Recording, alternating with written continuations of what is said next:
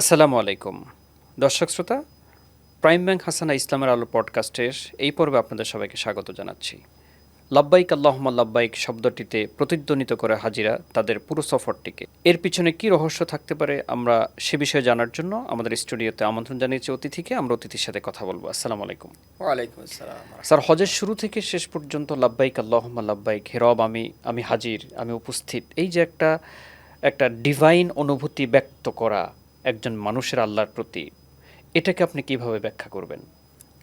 এটা চমৎকার একটি আধ্যাত্মিক অভিজ্ঞতা।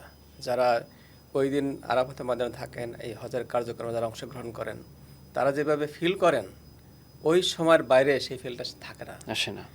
এই জন্যই ওই সময়টাকে যত বেশি পারা যায়, যারা সরাসরি অংশগ্রহণ করেন হজের কার্যক্রমে, তারা এই দিকে যদি খুব বেশি মনোনিবেশন হন, তাহলে তার পরবর্তী জীবন অর্থাৎ হজ শেষ করার পরের জীবনে তার এফেক্টটা তিনি দেখতে পাবেন। আর আমরা যারা সেই সময় হজের কার্যক্রমে অংশগ্রহণ করি না বা সুযোগ থাকে না, আমরা যদি তাদের সাথে যদি সুর মেলা যদি বলি আল্লাহুম্মা লাব্বাইক আল্লাহুম্মা লাব্বাইক, তাহলে আমাদের ভিতরে কিছু ফিলিংস কাজ করে। কেন ফিলিংস দরকার? এই ফিলিংস এই জন্য দরকার, ফিলিংসটা মানুষের মেন্টাল জগতে আঘাত করে, মেন্টাল জগতে সেটাকে অ্যাক্টিভেট থাকে, এবং মানুষের মনোজগতে যখন তৈরি হয় তখন তার যেটা এক্সপ্রেস ঘটে হচ্ছে তার ব্যবহারিক কার্যক্রমে।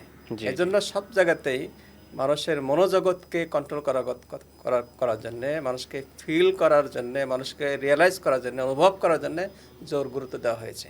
এই জন্য এই শব্দগুলোর মাধ্যমে মানুষের ভিতরে যাতে রিয়েলাইজেশন যাতে কাজ করে সেটা বলা হয়েছে। আল্লাহুম্মা লাব্বাইক আল্লাহুম্মা লাব্বাইক ইন্নাল হামদুলিল্লাহ।